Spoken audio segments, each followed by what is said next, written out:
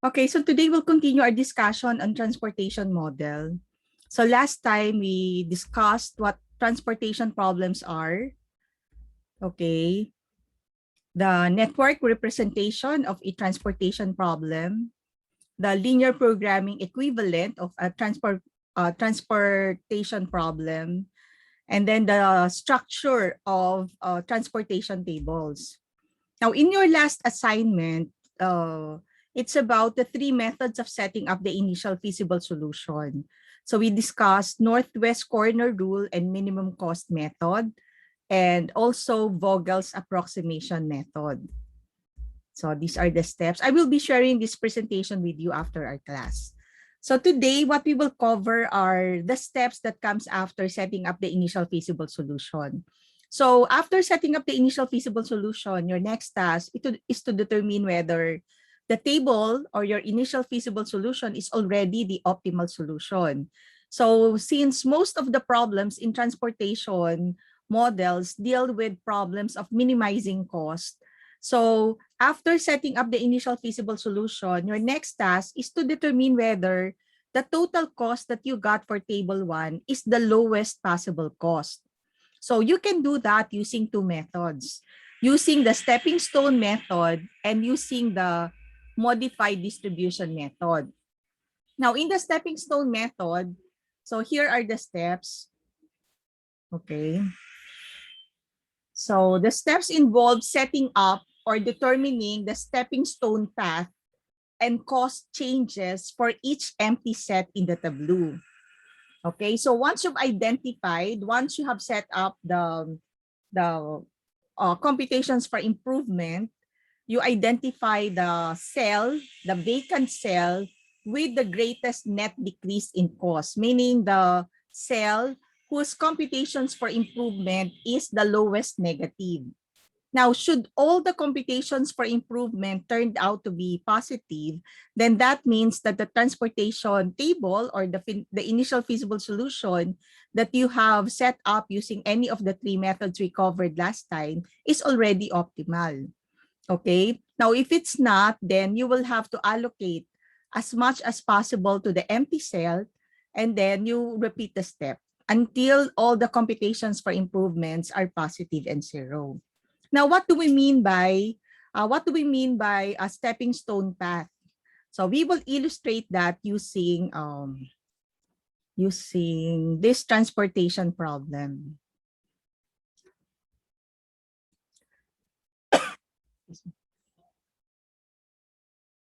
Oh, we can do that in one of your assignments, I guess. Okay.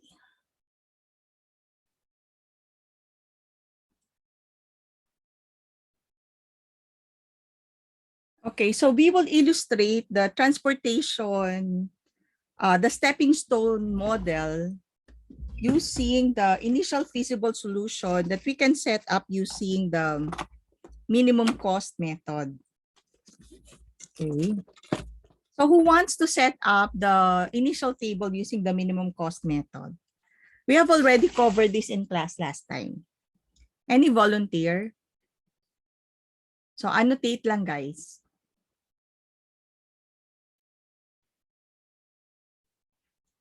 Anyone?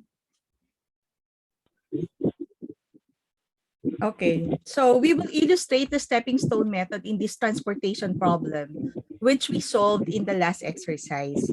First, we have to set up the initial feasible solution. So let's just set up the initial feasible solution using the minimum cost method. So if you can recall, the minimum cost method involves first looking at the per unit cost of transportation for the 9 cells. So we have 4, 2, 5, 6, 7, 9, 7. So among these per unit transportation cost, the lowest is 2, and it's in cell A2. So what we will do is we will assign the maximum possible content for A2. In this case, it's going to be 50. So mid generous. Let me just do some alterations, guys. Okay, so I'll make this 45. Nag-resume recording na ba ako? Okay, so first we'll set up the initial feasible solution using the minimum cost method. So since the lowest per unit transportation cost is in cell A2. We'll try to allocate the maximum possible content for cell A2. So for this cell, it's a choice between 40 and 50. So the lower between 40 and 50 is 40. So we'll put in 40 here. So may 40 na tayo dyan. So this becomes 0 now. Okay. And since we have already exhausted all the requirements for column 2, we'll close column 2. Okay, now from among the open cells, so we have 4, 5, 6, 7, 9, 7. The lowest is 4.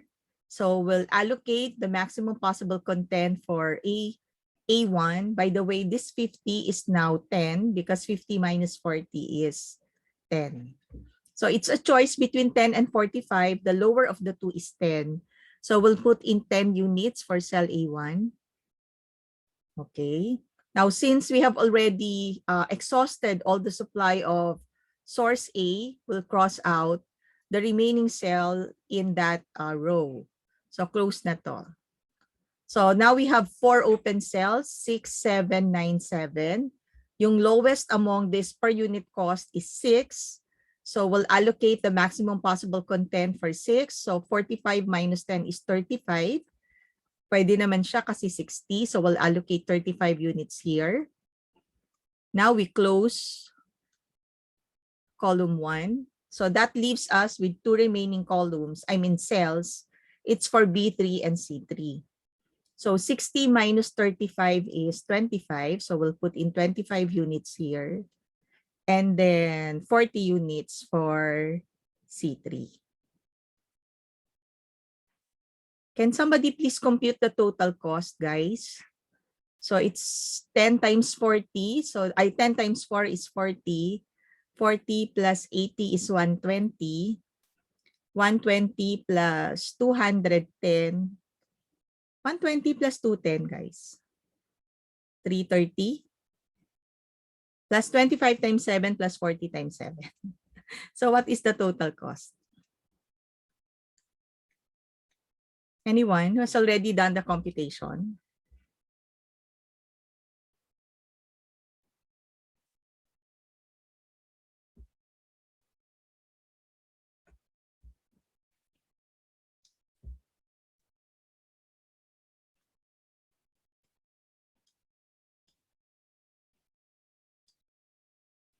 Guys?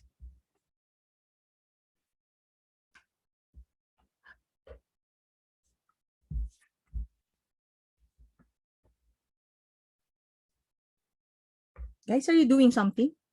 Are you 785 po, computing? ma'am. Ah? 785 po. 785. 785? Okay. Kasulat ko lang. 785. Close video nga ako. Sumasama yung mukha ko kasi. 785. Okay, so this is our initial feasible solution. Now we'll try to identify whether this initial feasible solution is already optimal. So using the stepping stone method, what we need are computations for improvement for cell A1, cell B2, cell C1, and cell C2. These are the vacant cells. Okay. Now, for the vacant cells, what you need to do is to go from one vacant cell onto a cell with content, a cell with allocation. You are allowed to do vertical and horizontal movement sequentially. So what you need to do is, let's just be consistent. Let's just start with horizontal movement. So we'll try to trace a close path, say from A3. Wait lang na. Guys? So moving horizontally, we have the option of going to cell A2 or cell A1. Now, if we go to cell A2, our next movement should be vertical. But since there is no cell with allocation in column 2, we cannot go to cell A2 because after the horizontal movement, the next thing we need to do is to go to a cell by moving vertically. Okay, so moving vertically, and if we go from cell A3, so let me just trace the path. If we go to cell A3, from cell A3 to cell A1, then we can go down to cell B1. Okay? Now, the next movement should be horizontal, and there is a cell with allocation also in row B, and that is B3.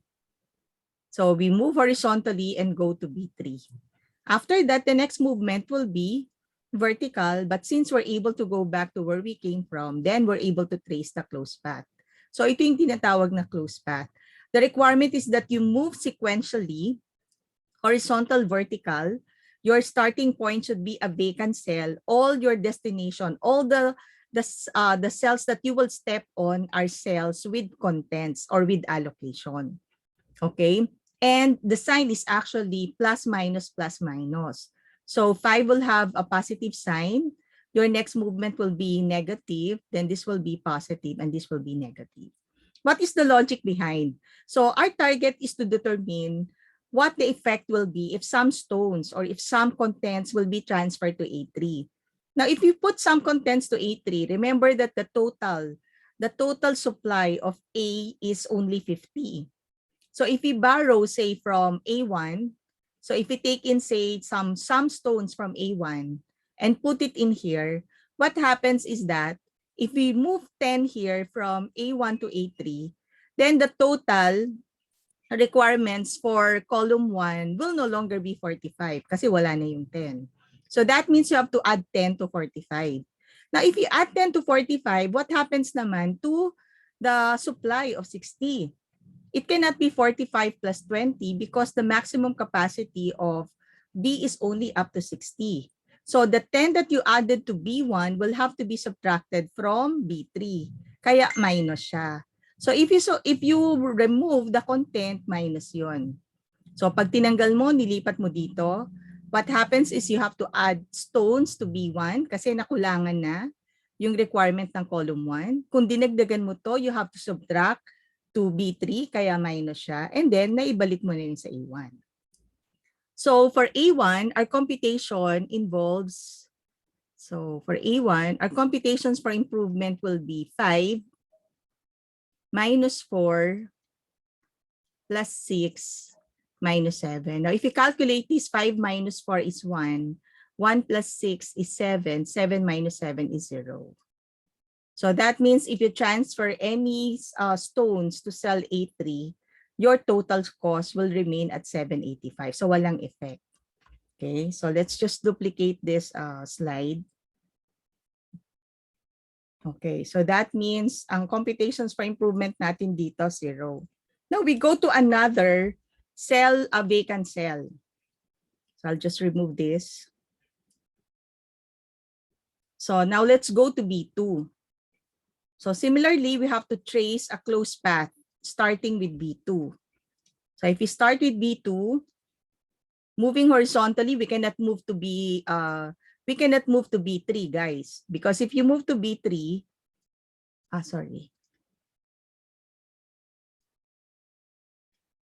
to illustrate lang, if you move to B3, your next movement should be vertical. So okay lang, you can move to C3.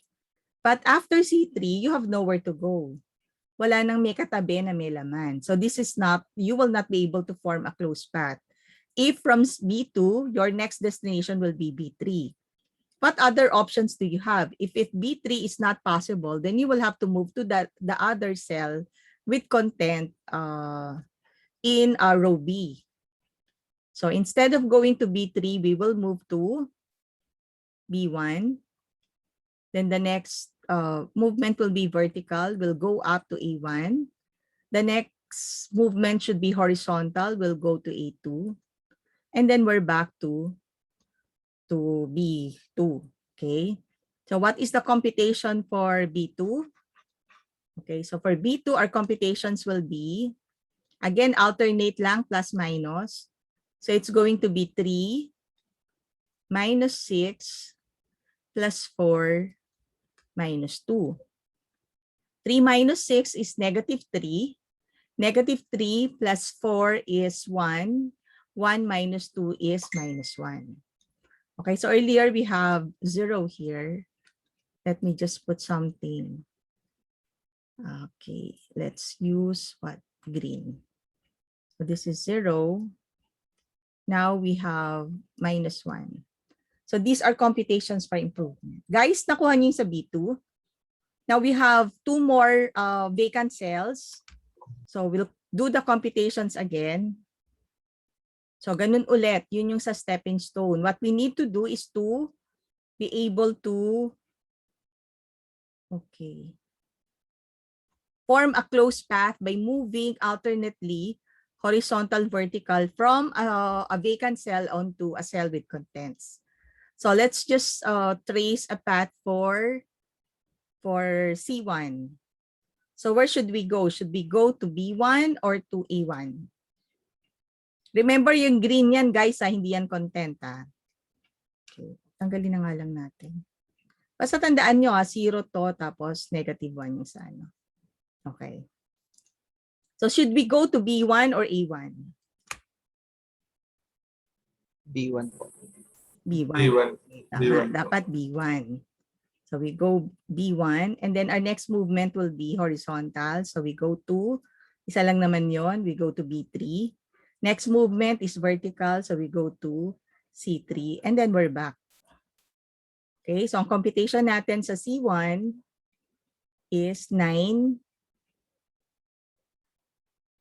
minus 6 plus 7 minus 7. So this is going to be 3.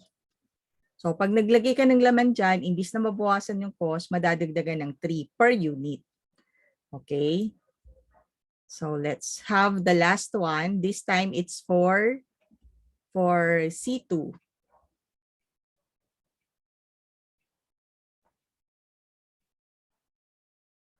Okay. So paano movements natin, guys? Nabura ko kasi yung 25 eh. So from C2, where should we go? Guys? Ha?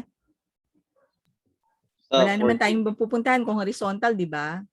C3 Opo. lang. Ay, sorry. So we go to C3. Next movement, vertical, wala kang ibang pupuntahan. B3 lang. Next movement is horizontal. So you go to B1. But you're not yet back, di ba? So you move vertically. You go to A1. Okay, you go to A1. Then you move horizontally. You go to A2. And then that's the only time you can go back to C1. So ganyan yung itsura ng ating path.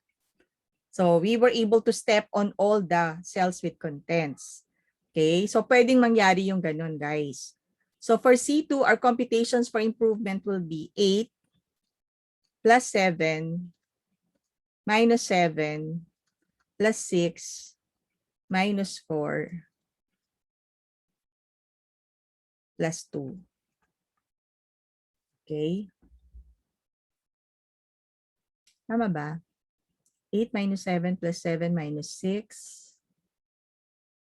Ay, ba't ganon? Ay, baliktad. Sorry guys. Mali mga signs.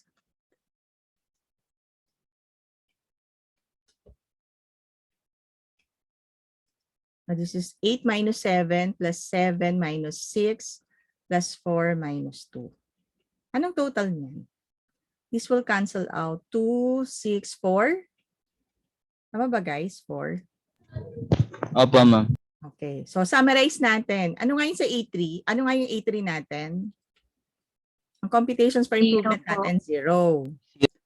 Yung sa B2, Negative 1. negative 1. Yung sa C1, 3. ano yung kanina? 3 po, ma'am. 3. And now for C2, 4. So is the initial feasible solution optimal? Hindi pa, di ba? Kasi meron pa tayong isang negative. So that means we can transfer some cells to cell B2 in order to reduce the cost. So in order to identify how many units to transfer to B2, we have to recall what movements, what closed path was traced for B2. Ang ginawa natin dyan, nag-plus tayo dito sa 3, di ba? Nag-minus tayo sa B1. Ay, sorry. Nag-minus tayo sa B1. Okay, so minus sa B1 plus sa A4 minus sa A2. So ang kinuhanan mo ng stones, yung B1 at saka yung C2. So yung dalawang minus na yon, pipiliin mo kung ano yung lowest cost, lowest content. The lowest allocation is 35. So it's a choice between 35 and 40. So ang pipiliin natin si 35. So in table 2, what will happen is this 35 will be transferred to B2. So mawawala ng laman to. Yung 35 ima-minus natin sa 45. Yung 35 idadagdag natin sa 10. Okay? So ang mangyayari, okay, so let me do the computations. Duplicate slides. Let me just remove all these things. Sorry. Okay. Nakuha nyo ba, guys? Guys? Nakuha nyo? 10 lang pala yun, hindi pala yun ano. Ay, hindi, 40 yan ano, guys. 40 po, ma'am. Yung 40 sa yan, 8 po. nagkamali lang ng ano, sulat. So, 40 siya. So, kanina 40 to, di ba? So, tatanggalin natin yung 35 dito. So, ililipat natin dito. Okay? Pero, hindi na magiging 40 yon kasi may 40 doon. So, babawasan ngayon natin yung 40 na to ng 35, magiging 5 na lang. Okay? Ngayon, hindi na ngayon 50 to. Diba? 15 na lang. So, yung 35, idadagdag naman natin yun sa 10. So, imbis na 10 to, this will become 10 plus 35, 45. So, yan ang bagong allocation natin. Yung 25 tsaka 40 will remain as is. Okay, now ang tanong, what is the new total cost? So, yung total cost natin for table 1 is 785. So, we said that every unit transferred to cell B2 would reduce or would decrease the cost by 1. We transferred 35. So, ang mangyayari, pag minusan natin to ng 35, ang makukuha natin 750, di ba? So, times nyo ngayon yan kung 750 ba talaga. 45 times 4 is 180. Plus 10 is 190. 190 plus 105. 190 plus 105. Plus 295 po. okay, plus 25 times 7 plus 40 times 7. What is the total cost? 750 po. Tama po. ma'am. 750 So tama, 'di ba? So tama tayo. Pag nag-iba, ibig sabihin may mali dun sa allocation mo. Nakuha nyo, guys? Nakuha? Gets po, Yes ma'am. po, ma'am. Yun. So ganun lang yung stepping stone. Actually, kung mapapansin nyo, yan yung sa ano northwest corner method natin, 'di ba? So yun. Okay? So next. The next question is this table optimal? So is this table optimal? So we will do the computations again, 'di ba? But instead of using the stepping stone, now let's try to use, in the interest of time, let's try to use the MODI method naman. Okay. So tatanggalin naman natin. Ang gagamitin naman natin, MODI method. So sa MODI, you will look at all the cells with contents. Okay? Meron tayong tinatawag na this is actually mu1. So, for each column, there is V sub I. So, we have V sub 1, we have V sub 2, and we have V sub 3. For each row, we are introducing a new set of variable. We have mu1, mu2, and mu3. Now, yung mu1 and yung mu plus V, equal yan sa C of the allocated cells, cells with allocation. Ibig sabihin, U1 plus V1 is actually 4. U1 plus V2 is 2. U2 plus V2 is 3. U2 plus V3 is 7. And U3 plus V3 is 7. Okay? So, in order to find the values of these new sets of variable, we will assign a value to one of them. And usually, ang ina-assign na natin si mu1. We will assign a value of 0 to mu1. After assigning a value of 0 to mu1, our next task is to identify what values mu2, mu3, v1, v2, and v3 will take such that the relationship mu I plus vj equals c of ij. So, na-equal siya. So, kung 4 ito, yung mu1 plus v1 equals 4. If mu1 is 0, then what is our v1? 4 po. 4 siya, di ba? Kung ang mu1 plus v2 ay 2, and mu1 is 0, what is v2? 2 rin po. 2 siya. So, anong next? Can we get the value of v3 at this time? 5 po. Wala. Diba? Wala pa. Wala pang U2. Wala pang U3. Pero pwede na nating makuha yung U2 because we already have V2. Because U2 plus V2 equals 3. And if V sub 2 is 2, then what should be mu sub 2? 1 3 po. minus 2, 1. Diba? So may mu2 ka na. Now that you have mu sub 2, now you can get V sub 3. Because mu sub 2 plus V sub 3 equals 7. And if mu sub 2 is 1, then what should be V sub 3? 7 minus 1, 6. Susundan ba, guys? Yes Okay. Tapos ito naman, yung last na natin. Mu sub 3 plus V sub 3 is 7. If V sub 3 is 6, then 7 minus 6 is 1. Then mu sub 3 should be 1. So let's check. Mu1 plus V1 is 4, check. Mu1 plus V2 is 2, check. Mu2 plus V2 is 3. 1 plus 2 is 3, check. Mu2 plus V3 is 7, check. Mu3 plus V3 is 7, check.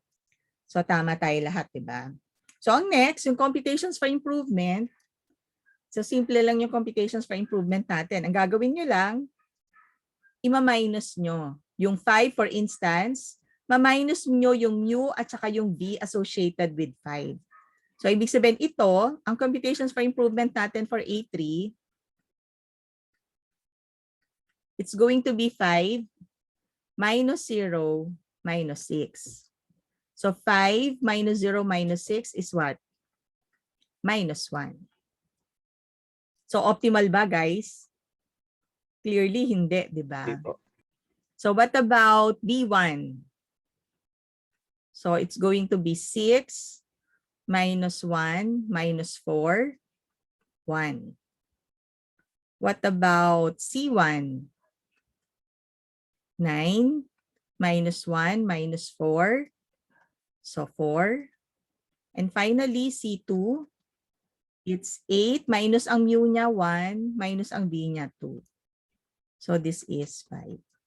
So among the computations for improvement, meron pa tayong isang negative. So ibig sabihin, pwede pa tayong maglipat. Pwede pang bumaba yung total cost natin ng 750.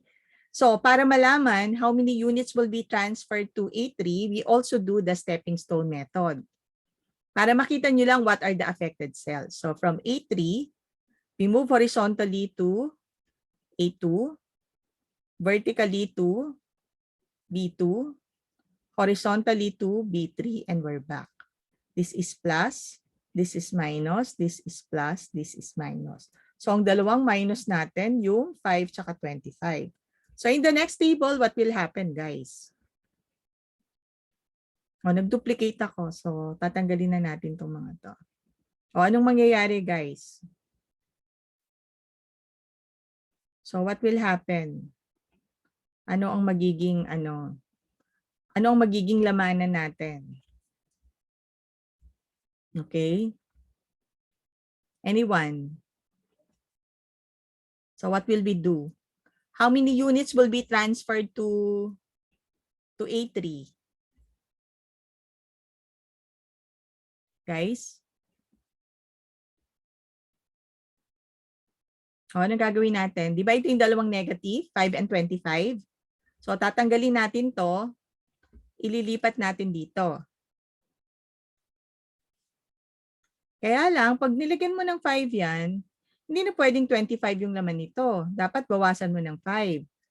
Diba? Kasi ang total niyan, hindi na 65, 70 na. So if you subtract 5 from 25, then this will become 20. Kaso ang total nito, hindi na 60. So you have to add 5 to 35. So instead of 35, this cell will now have 40. Okay. Ano nga yung computation natin kanina sa computations for improvement? 1. So every unit, mababawasan ng 1. Eh we transferred 5. So supposedly, for table 3, minus 5 yan, dapat ang makuha nating total ko, 745. So can you multiply 45 by 4? Plus 40 times 3, plus 5 times 5, plus 20 times 7, plus 40 times 7. Will you get 745? Yes po, ma'am. 745. Okay, so check tayo, di ba? So next question ulit. So this is actually our table 3 already. So this is table 3. Our table 2 is, ano ba yung table? Ito yung table 1 natin, di ba? So this is table 1.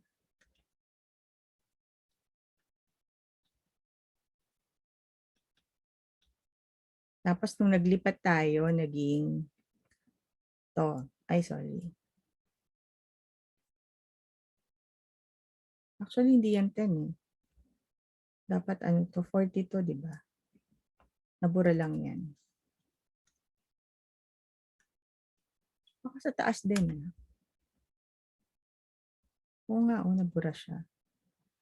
It should be 40. Okay. So, ito yung ating table 2.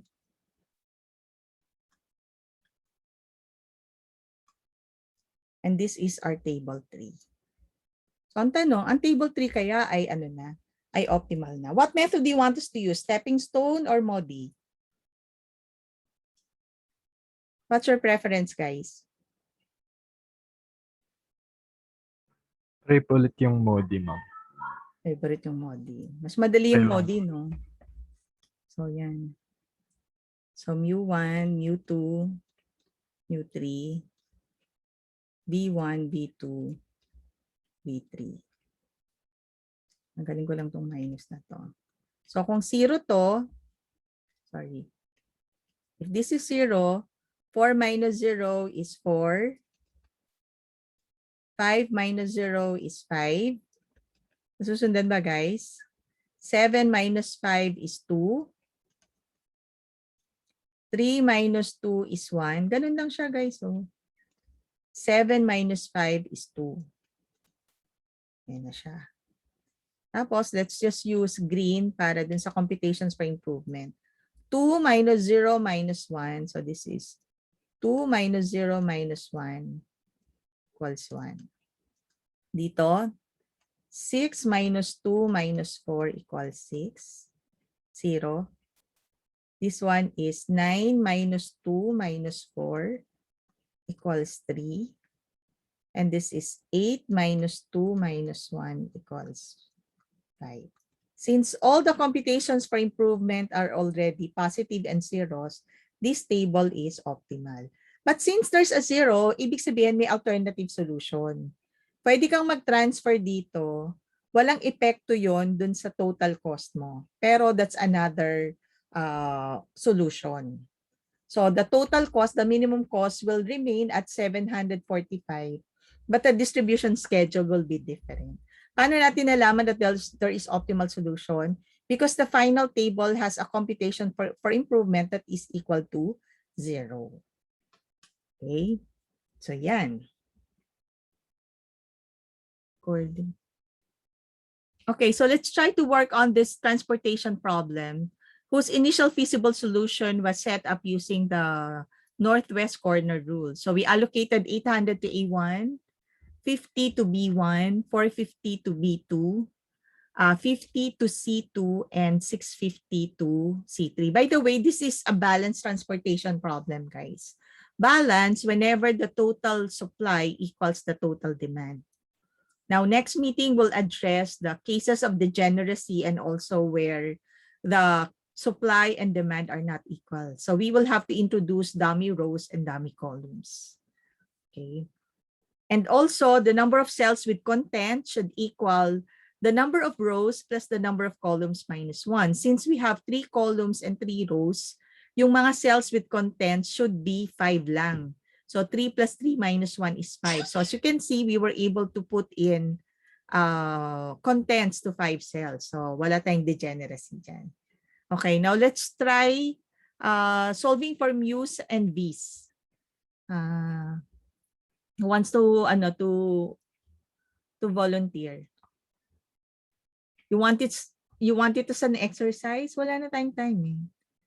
2:32, ano ba tayo? Do we end at 4 or 5? Ako na lang po, ma'am. Sige. Sige, Roy. Go. Ano po, ma'am? I'll give you remote. Or you want to I-dictate ko na lang po, ma'am. sige, dictate mo. Yung V1 po is 40, mu1 is 0. Okay, U1 is 0. Yes po. Okay. So U1 is 0. Ay, teka, palitan ko yung kulay para kita. I'll just use yan. U1, ay, sobra naman. Teka guys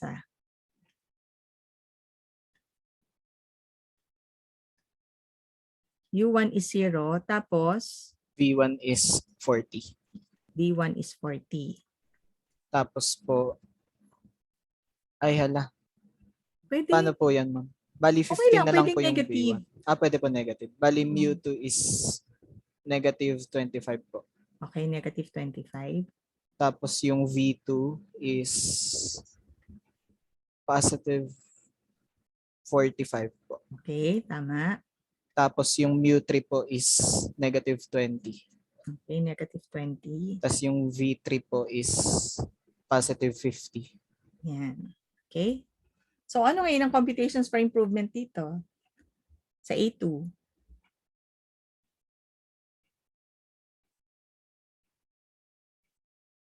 O, iba naman. Sino gusto mag-volunteer?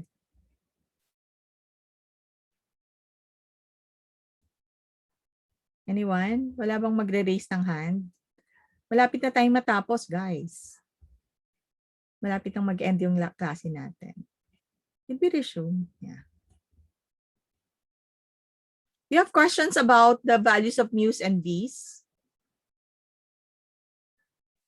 Let's ask Glyza. Glyza?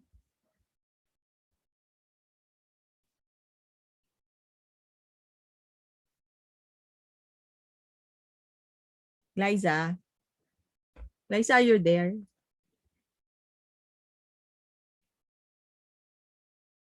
Jam. Jam, Chester, Sisio, Lapus. So, anong computations for improvement natin? Roy, ikaw na lang nga, Roy, para matapos na tayo. Nakalimutan ko po bang paano ulit. Yung C minus mu minus V. Okay po. So sa A2 po 10. Dito ko na lang susulat para makita nila yung path. So Bali 10 10 minus 45 minus 0. yun. 10 minus 0 minus 45. Bali equal po sa negative 35 po. Okay. Sa Tapos yung A3, A2 to A2. No? Opo, A2. A3 po 20 minus 50 minus 0. 20 minus 50 minus 0. Bali negative 30 po. Okay. Tapos B3. Sa B3 po, 10 minus negative 25 or plus 25 na po. Plus minus 50. Minus 50. Bali negative 15 po. Okay. And Tapos sa finally, C1 po, C1. 20 minus 20 minus negative 20. Minus plus, plus 20 plus 20 minus 40. Bali 0 po. 0. Yan. So, is the table optimal? Hindi po. Hindi pa, di ba? So, ang dami niya pang pwedeng And what will be our priority? Which cell should we prioritize? The one with the lowest. So, C? A2 po. A2 yon. So, dito tayo sa A2. So, ang movements natin sa A2, if we trace it using the stepping stone, guys. So, ganito siya, di ba? Horizontal, vertical, horizontal, vertical. Plus, minus, plus, minus. So, ang dalawang minus niya, yung 800 tsaka 450. So, since mas mababa yung 450, ibig sabihin in the next table, in the next table, we will allocate, we will put 450 to cell A2. A2. So, gagawa natin yan ng 450. So, ito, ay sorry. Ito mababawasan ng 450 yung 800 kasi minus siya. So, magiging 350 na lang siya. Pero yung 50 dati, magiging 500. Yan. So, ito kasi yung affected cells. Yung mga hindi affected, same content. So, 50 pa rin to. Tapos ito, 650. Yan. So, 35, di ba? We transferred 450.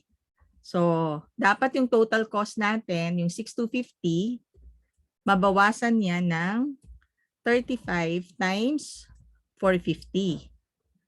So, which is 46,750. True enough, the total cost here is 46,750. So, ganun ulit. Titingnan na lang natin whether this table is already optimal or not. Okay? So, yon. Sige, ngayon, gawin nyo yung muse. I want the computations for improvement for these 4 cells in 10 minutes. Then you will need to post your comments in the chat box. So I want you to specify. So may points to guys ha. Kailangan ko ng sagot nyo for computations for improvement for A2, for B2, for A3 pala, for A3. So dito yon. Kailangan ko ng mga ano dito. Yan. So that's for A3, B2, B3, and C1. So lalagyan nyo lang ng values yan sa chat box. But PM me lang DM lang, direct message. So the chats are automatically saved naman. Okay? Sige, go guys. Everyone should work. Pag wala kang na-chat sa akin, wala kang points. So you can use stepping stone or Modi.